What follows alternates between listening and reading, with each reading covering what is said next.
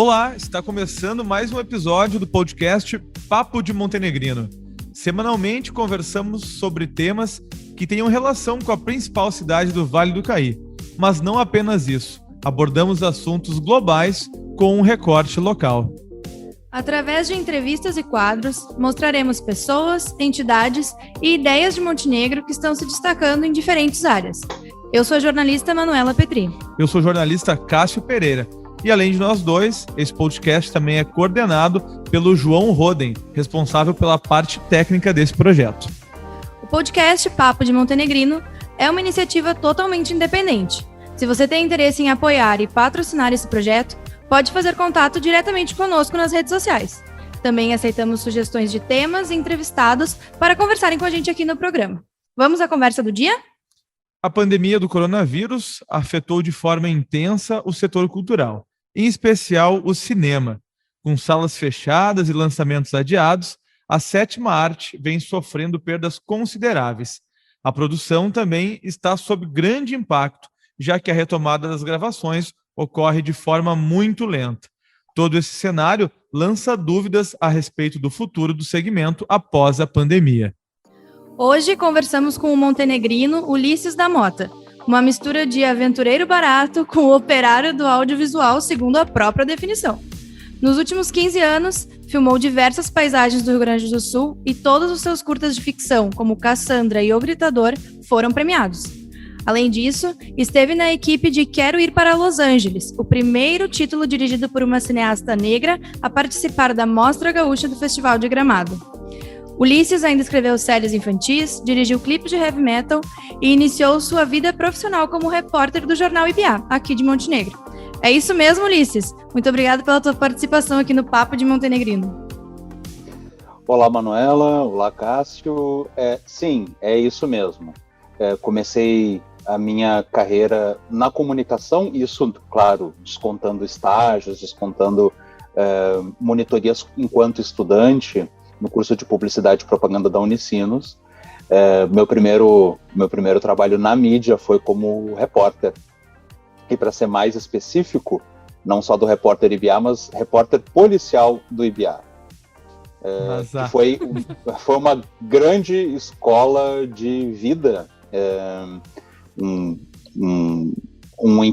É incrível, assim, mas trabalhar com uma coisa tão pesada, né, quanto a página policial, na verdade me ensinou mais coisas sobre ter otimismo em relação às pessoas do que ser pessimista, né? Então foi uma grande escola nesse sentido, assim, me abriu muito uma visão de mundo, uma visão de que as coisas sempre são mais complexas do que elas realmente parecem ser, né? E que nem tudo se divide entre A e B, certo e errado, e que existe muitas coisas no meio disso tudo. E eu acho que isso foi uma influência bem marcante para mim como perspectiva de mundo, como perspectiva de sociedade, e que eu acho que às vezes aparece também no meu trabalho como artista, no meu trabalho como realizador audiovisual. Que bacana. Ulisses, deixa eu começar de uma maneira também bem abrangente aqui, e te perguntar assim, o que representa a produção cinematográfica, né, o que representa para a produção cinematográfica no Brasil esse período de pandemia? O período de pandemia é um problema grave para a produção audiovisual do mundo como um todo. A gente está vendo que não só no Brasil a produção audiovisual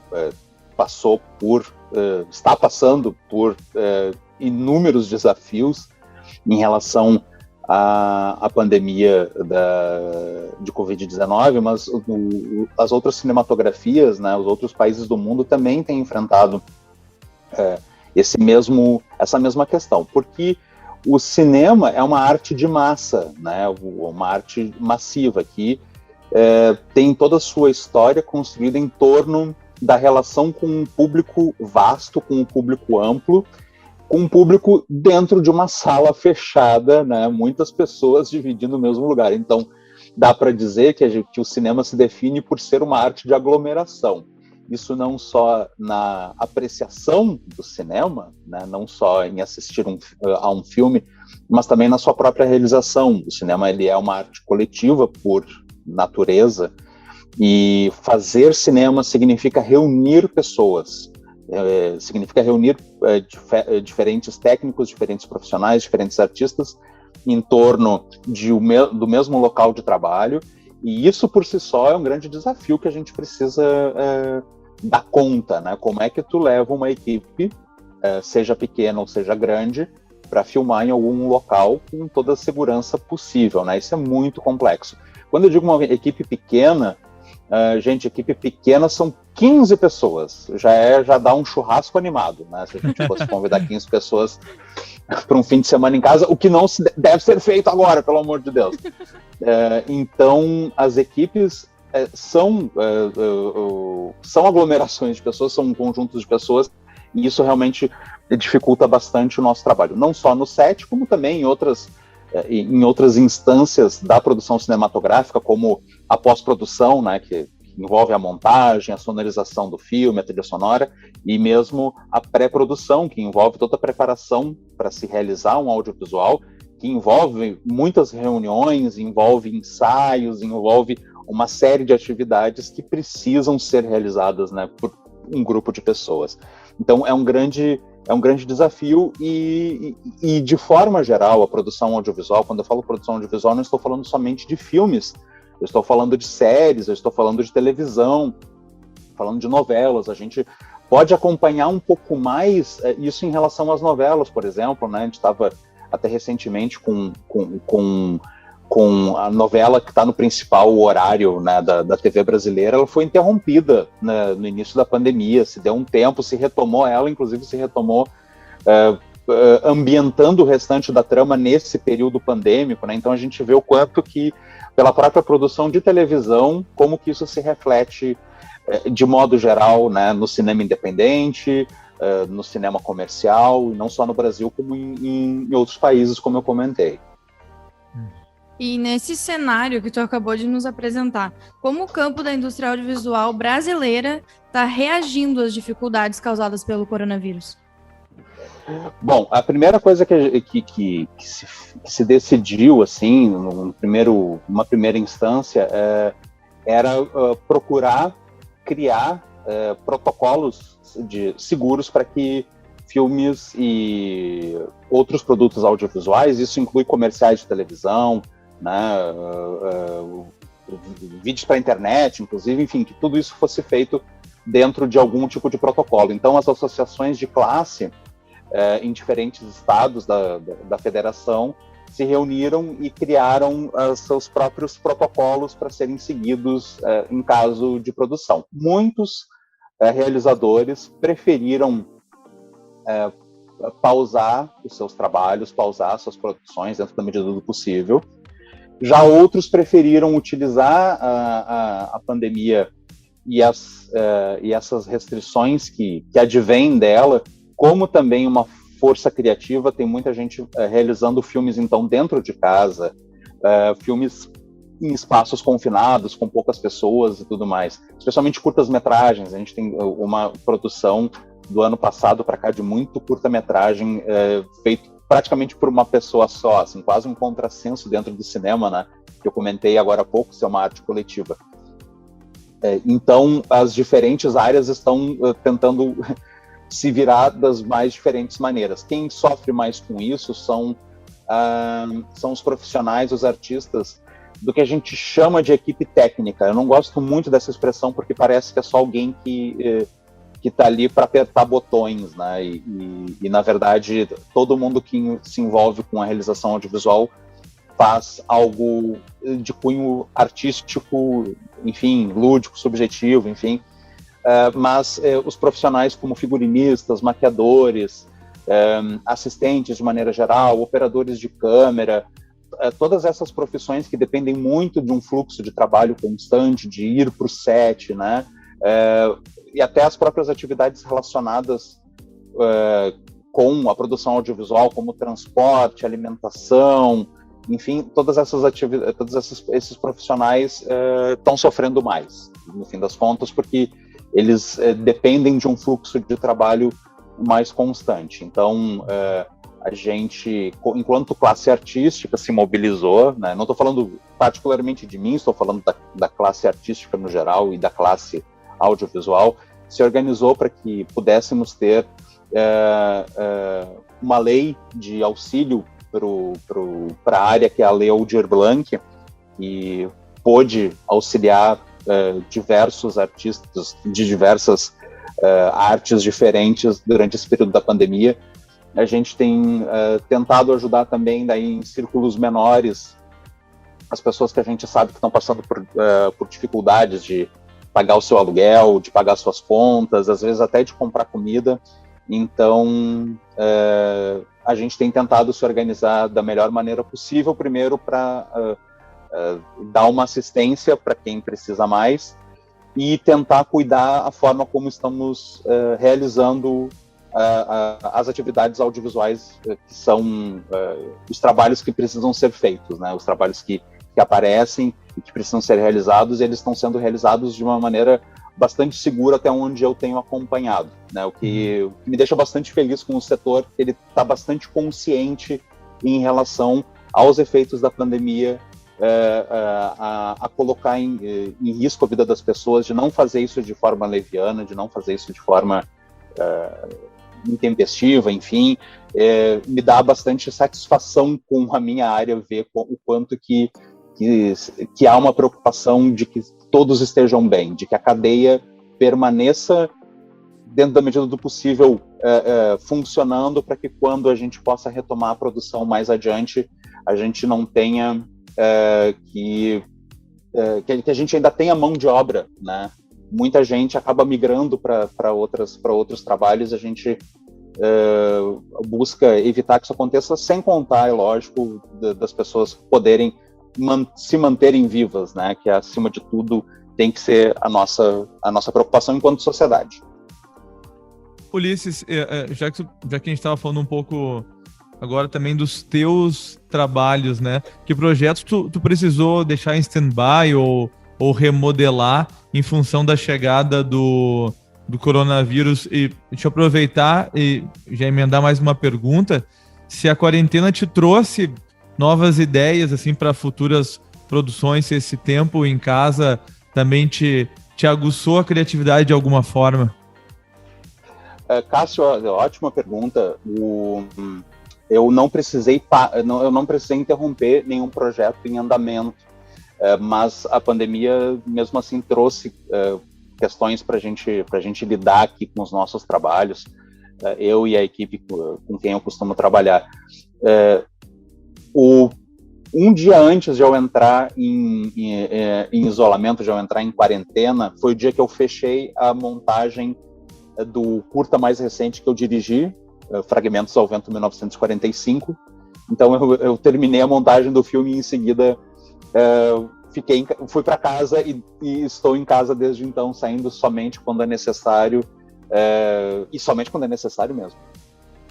Então, o período da pandemia dificultou um pouco para a gente a finalização dessa obra, porque logo em seguida veio toda a parte de trilha sonora, finalização de imagem, efeitos visuais, que foi muito complicado de se fazer à distância, que coisas que se resolveriam com um encontro presencial de uma tarde, de algumas horas, para resolver, né, os detalhes que envolvem a finalização de um filme. A gente é muito detalhista.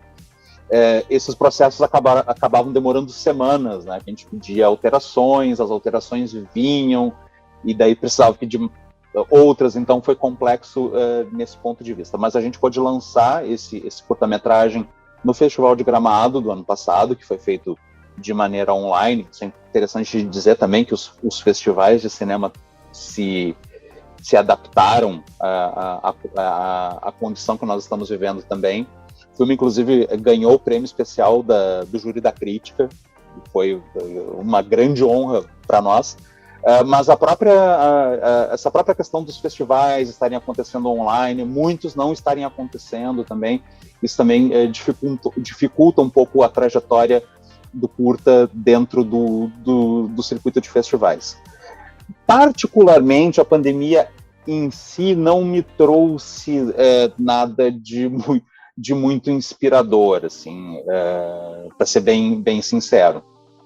Porém, a gente tem aproveitado esse período para desenvolver projetos para o futuro. Então, no momento, eu estou envolvido diretamente com a pré-produção, né, ainda não é pré-produção, mas com a fase de escrita, a fase de roteiro, de 4 projetos diferentes que vão ser realizados nos seus devidos tempos nos anos a seguir. Na audiovisual, a gente sempre pensa a longo prazo e agora mais do que nunca, né?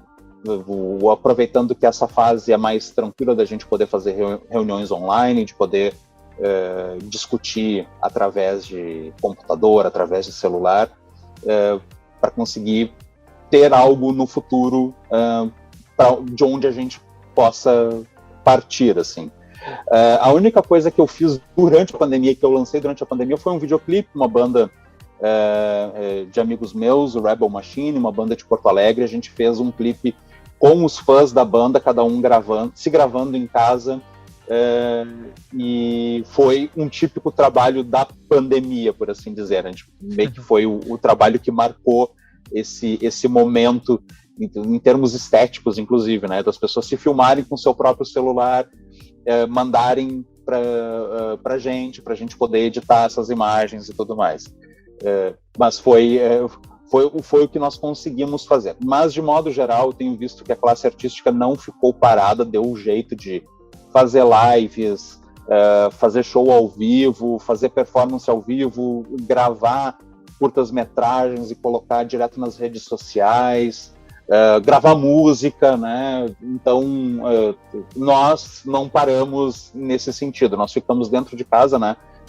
Tendo esse privilégio que a gente pode ter de poder também trabalhar de dentro de casa, mesmo que não necessariamente sendo um trabalho remunerado, né? Muitas vezes esses casos que eu citei são trabalhos que as pessoas fazem por necessidade artística, bem dizer, né? De necessidade de se expressar.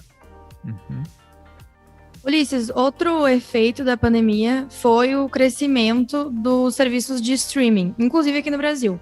O quanto isso é positivo para quem trabalha com a produção audiovisual?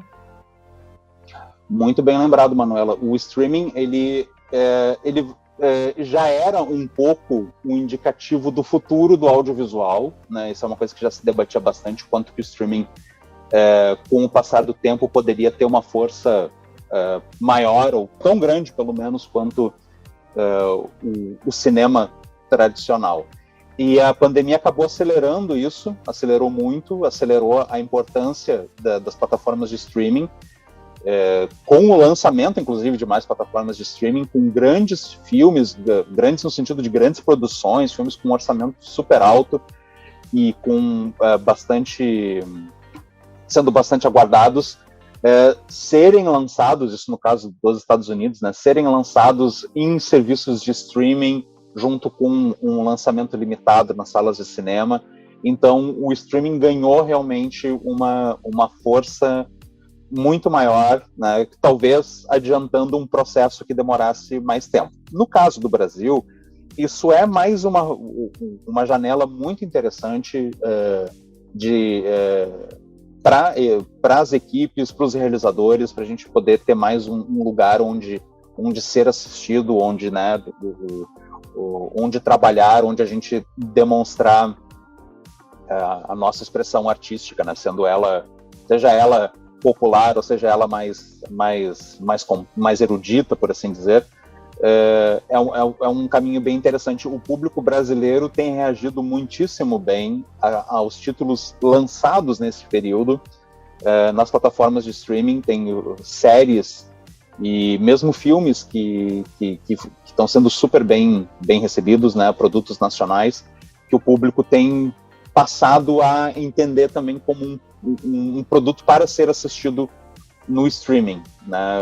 Eu acho que isso é uma abertura bem interessante, inclusive é uma abertura interessante no que diz respeito ao mercado internacional para as obras brasileiras. A gente costuma sempre ter uma relação um pouco complicada com o nosso cinema, com o nosso audiovisual, achar que é ruim ou coisas do tipo, né? uma coisa que eu sempre acho que é mais complexo de vira-lata do que qualquer outra coisa, mas o nosso cinema, ele é muito bem conceituado no exterior. O Brasil com certeza se coloca entre os 10 maiores produtores de audiovisual do mundo e um dos maiores mercados consumidores também. Então é bacana ver essa descoberta do público de streaming, que sim, existem filmes nacionais e existem séries nacionais que merecem atenção, que merecem ser assistidos e que vão para o exterior através desses serviços de streaming, passam em outros países e também são um sucesso lá. Para citar o exemplo mais recente, a série Cidade Invisível, que é uma série que pega elementos do folclore brasileiro para criar uma ambientação e uma história de suspense e fantasia, extremamente bem recebida na Europa, muito bem recebida nos Estados Unidos. Então a gente vai ter mais exemplos do streaming fazendo essa comunicação do que a gente produz com o mundo como um todo, né? O mundo inteiro. Uhum. Ulisses, é impossível conversar com alguém que manja tanto de cinema, assim, igual a ti, e não te perguntar sobre Oscar, né? Quais as boas surpresas, e a gente tem boas surpresas apontadas pela Academia esse ano? Lembrando que essa entrevista foi gravada no final do mês de abril, ou seja, antes da entrega do Oscar. O assunto do Oscar é inevitável, né? Porque o Oscar é sempre algo que a gente entende desde cedo como uma premiação de extrema importância. Eu brinco que deve ser provavelmente a premiação mais importante do mundo, porque qualquer outro prêmio, para tu mostrar qual que é a importância dele, tu chama ele de o Oscar de tal coisa, né? O Oscar da televisão, o Oscar da música, o Oscar da imprensa, o Oscar do setor industrial, enfim. O Oscar desse ano tá uma coisa interessante, assim, que eu tenho notado, interessante no ponto de vista de engajamento, porque como a gente não teve um ano cinematográfico, no sentido de não tivemos um ano de filmes no cinema, um ano de ir para salas e ter a coisa de poder discutir os filmes depois, e isso, inclusive, os próprios festivais ajudam muito, festivais do mundo afora ajudam muito nesse sentimento dos filmes que são os filmes do momento, né? Os filmes que deveriam ser premiados e que deveriam ser vistos e contemplados, enfim. Isso não aconteceu, então eu noto que existe uma desconexão das pessoas com a temporada de prêmios que está rolando. A temporada de prêmios está rolando esse ano. E eu falo até por mim, assim, é o ano que eu menos estou ligado no Oscar. Então, pior pergunta que tu poderia fazer para mim, Cássio, nesse momento, que eu vou te deixar ver navios na resposta. Mas o que a gente nota, a tendência que a gente já estava vendo em alguns anos e que se confirma esse ano, até pelo que a gente estava conversando antes sobre o streaming, é o quanto que o streaming é um financiador potente, um lugar potente para os filmes independentes, né? Então a gente tem uma presença de streaming bastante forte entre os indicados, em todas as categorias, ou praticamente todas as categorias, tem uma presença forte das plataformas de streaming. O filme que eu vou destacar aqui, que é o filme que está sendo mais comentado e que é o provável favorito aos principais prêmios, incluindo o prêmio de melhor filme e de melhor direção, é o Nomadland, que é dirigido por uma cineasta nascida na China, a Chloe Zhao, que foi adolescente para Londres e logo depois dos Estados Unidos. Ela fez toda a carreira dela como cineasta independente nos Estados Unidos, mas ela é nascida na China. E ela é meio que a aposta certa, ela e o filme dela, o Nomadland, são as apostas certas desse ano. E isso por si só já é uma novidade, né? A última vez que uma mulher ganhou o Oscar de melhor filme, de melhor direção, aliás, que foi a Catherine Bigelow por A Guerra ao Terror, e o filme foi lançado em 2008 e ganhou o Oscar em 2009, ou seja, já faz os seus 12 anos que foi a última vez que uma mulher ganhou o Oscar de melhor direção, sendo que o detalhe é que foi a primeira vez que uma mulher ganhou o Oscar de melhor direção. Então, a Chloe Zhao estar como a favorita indica também uma modificação na academia nesses últimos anos, até antes da pandemia, por toda a questão envolvendo as denúncias de assédio sexual de grandes figuras, de grandes figurões, vou usar a expressão figurões, da indústria, de pessoas com poder, de pessoas com dinheiro, que influenciavam a carreira das pessoas a partir disso. Então, que é o chamado movimento Me Too, que é o movimento das mulheres em Hollywood, de todas as áreas profissionais dentro do cinema, dentro da televisão, se fazendo ouvir, né, e colocando a importância de se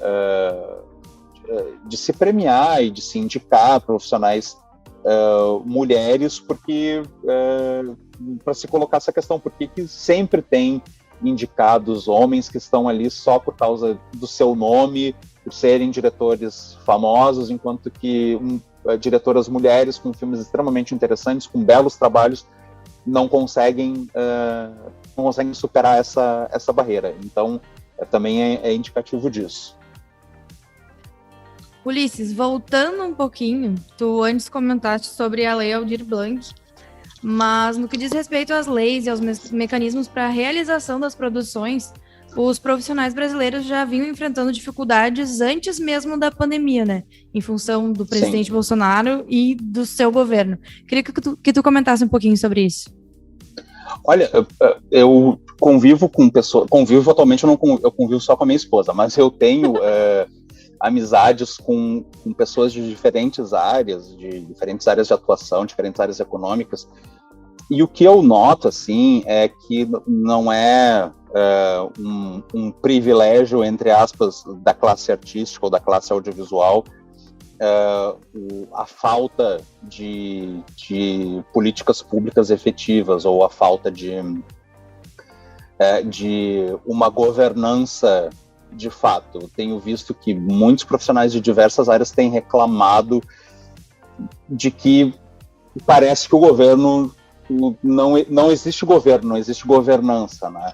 Então, a cultura, o audiovisual é mais uma atividade econômica afetada por afetada junto com todas as outras atividades econômicas, não só pela pandemia, como também pela gestão absolutamente questionável do ponto de vista da economia, do ponto de vista da estrutura. Não é à toa que a gente tem visto fábricas saindo do país, inclusive sem sequer conhecimento do Ministério da Economia a respeito dessas decisões que afetam a vida de milhares de trabalhadores. O audiovisual, aqui é importante ressaltar algumas questões que a gente não costuma ver nos debates por aí, mas o audiovisual era um dos segmentos que mais empregava no Brasil, empregava mais do que a indústria automobilística, empregava mais do que a indústria farmacêutica, isso antes da pandemia, e isso advém do fato de que audiovisual, cinema e televisão, começou a ser produzido com mais constância em diversos estados, não só no eixo Rio-São Paulo, ou não só no Rio Grande do Sul, que tem uma longa tradição de cinema e de televisão, mas em outros estados aqui da região sul, né, Paraná e Santa Catarina, nos estados do Nordeste, mesmo no Norte e no Centro-Oeste. Então, à medida que a gente foi capilarizando os investimentos e as políticas de audiovisual, começamos a ter mais e mais produções sendo feitas em diferentes estados e, portanto, empregando mais e mais pessoas. Isso só para falar do audiovisual.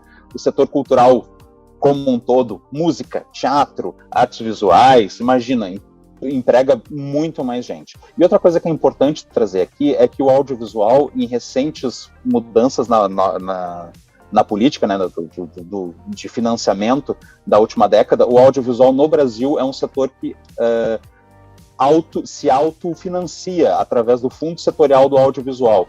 Como é que isso funciona? Isso é importante dizer, porque as pessoas ficam pensando somente em Lei Rouanet e às vezes não têm noção nem do que é a Lei Rouanet, imagina de outras formas de financiamento para as artes e para a cultura. O Fundo Setorial do Audiovisual todo filme, toda propaganda, todo videoclipe, tudo que é produzido no Brasil paga uma pequena taxa chamada Codecine, e essa taxa vai para o fundo setorial do audiovisual para ser utilizado pela classe, através, logicamente, da gestão da pasta da cultura, né? Antes Ministério da Cultura, hoje eu acho que é uma diretoria, uma coisa assim, Secretaria da Cultura. E esses recursos são distribuídos de forma a atingir, né, como eu comentei, outros lugares, outras regiões. E outra coisa muito interessante é que os lucros desses trabalhos que são financiados pelo fundo setorial retornam para o fundo setorial, ou seja, o lucro que tu tem num filme que está sendo exibido numa sala de cinema, ele volta para o fundo setorial para continuar produzindo mais. Então, ele não é um fundo que se utiliza de dinheiro público, ele é um fundo autossustentável e que está totalmente paralisado. Uma quantia extremamente volumosa de dinheiro foi paralisado logo no início do governo Bolsonaro. Tem gente que diz que tinha algumas pessoas de olho nesse valor para retirar e colocar em alguma outra coisa. Aparentemente isso não aconteceu, mas a gente não sabe de fato o que está acontecendo, porque a Ancine, para todos os fins, está paralisada. Ela continua existindo no papel, ela continua com funcionários, mas ela não tem lançado novos editais. Há uma dificuldade muito grande de se obter os recursos de editais anteriores a esse governo, de editais passados, que já foram contratados, que já passaram por toda a fase burocrática. E também é importante dizer, qualquer produção audiovisual, ela passa por uma rigorosa prestação de contas, talvez mais rigoroso que qualquer outro meio econômico do país. A gente aprende desde o início a fazer uma gerência muito correta, muito realista dos recursos que recebemos e que geram muitos empregos e que são devidamente, são valores que vão retornando para esse fundo. Então a gente não, essa coisa assim, essa imagem que se tem de artista que ganha dinheiro por afinidade ideológica com um determinado governo e que daí sai para fazer farra com esse dinheiro, nada mais longe da realidade. É um trabalho extremamente sério, extremamente focado na parte burocrática, para que a gente tenha total transparência. Vocês podem ter certeza que uma atividade que tem transparência na sua prestação de contas é a do audiovisual. Certo. Ulisses, até para a gente já ir finalizando aqui o nosso papo, qual a tua expectativa, assim, quando tudo isso passar, e a gente espera que seja logo com as pessoas vacinadas, né? Qual é o futuro, assim, num médio prazo do cinema brasileiro? E claro que deve ter também uma variação de visão aí envolvendo a questão do governo também, né? Como a gente vai lidar com isso daqui para frente. Não, eu acho que é super pertinente. Essas duas questões, elas não dá para responder uma sem tentar responder a outra, né? O que eu tenho certeza, Cássio, é que todo esse período, agora, 2020, 2021, está servindo para nós, classe de artistas e classe audiovisual, para ganhar muito impulso para produzir feito louco quando for possível de se produzir. Então, o que eu vejo no futuro, eu vejo muita gente fazendo filme na raça, filme de guerrilha, que a gente chama, né, que é um filme feito na cara e na coragem, assim, com poucos recursos, busca por diferentes recursos. Uma coisa que nós do meio estamos tratando muito, de como que a gente faz para continuar trabalhando enquanto que não se tem uma política pública de fato para a área. E essa questão da política pública é importante, viu? Porque todos os países do mundo que têm produções cinematográficas relevantes têm políticas públicas voltadas para isso. O pessoal costuma falar, tinha que ser que nem Hollywood, que nem nos Estados Unidos. Gente, nos Estados Unidos, os estados e os municípios têm leis de incentivo, né? Tem desde renúncia fiscal até até investimento direto na produção audiovisual, e não é à toa que a gente vê filme que se passa em Miami, vê filme que se passa no Texas, vê filme que se passa em Chicago, em Boston, na Filadélfia, e não só em Los Angeles ou só em Nova York. Então, os Estados Unidos têm leis de incentivo à produção cinematográfica, Coreia do Sul tem, China tem, Japão tem, França tem, Alemanha tem. Eu posso ficar aqui o resto do nosso tempo dizendo quais são os países que têm e os que não têm. Os que não têm, não tem cinema. E por que se faz isso? Porque são atividades econômicas muito importantes que empregam muita gente e que trazem benefícios não só econômicos, como o óbvio benefício cultural, né? E o óbvio benefício de pensar a sociedade, de se colocar em questão o que a gente está vivendo hoje, quais são os diferentes atores do nosso meio social, como que as pessoas estão fazendo. Então, a minha perspectiva é isso, assim, a gente vai estar com muita vontade de fazer cinema, mas a depender muito de como que vai ser a questão de políticas públicas no Brasil nesse sentido. Tá certo. Ulisses, deixa eu te agradecer, cara, muito por esse papo aí, pelo teu tempo, pela tua disponibilidade. É sempre um prazer conversar contigo. Cássio, Manuela, eu que agradeço o espaço, é sempre um prazer poder conversar com vocês e poder conversar em alguma coisa que tenha a ver com Montenegro, né? É sempre bom a gente valorizar o que a terra produz, não é verdade? E isso é muito interessante da gente poder conversar esses assuntos, né, que são muito amplos, mas também por uma perspectiva local. Então, agradeço demais o espaço e sempre que precisarem de mim, me convidem, por favor. Beleza, pode deixar. Valeu, Ulisses. Grande abraço. Um abraço.